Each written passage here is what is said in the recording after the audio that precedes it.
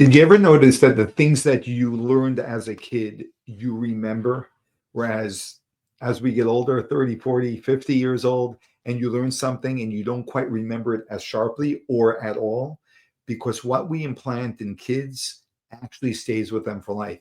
More significantly, things that you were taught to believe in as a child remain with you, and it's very hard for you to think otherwise as you move forward in life. That's the reason why imbuing the faith in God in children is very powerful, because then it's much easier for them to have that relationship through their life. Whereas when it's given to them as an adult and they operate more through their mind than through their soul, sometimes it becomes more difficult. Well, this is exactly the point Elon Musk makes when he speaks about what's going on in Gaza. He is 100% correct. So let's watch this. What set of actions result in the greater good in Israel?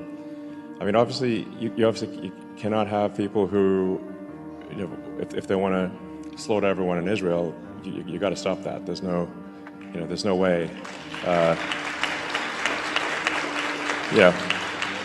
Those people either need to be killed or incarcerated, or they will simply try to kill more Israelis. This is what it amounts to, obviously. And they want to kill Americans too, by the way. Generally, like, Israel is referred to as the little Satan in America. We are the big Satan. That's what the Ayatollah calls us. A lot of what's happening there is people are being taught to hate, in Gaza from when they're children. They're taught to hate. And that's really the thing that needs to stop for there to be, long-term peace, hopefully. You just cannot have the kids be taught to hate from the moment they can talk. That's fundamental. So one has to do the difficult thing, which is to, yes, eliminate Hamas, exactly. I think also going forward, anyone who's teaching hatred in Gaza or elsewhere, they need to stop doing that. That can't be acceptable. We have to stop, kids being taught to hate America in America. So.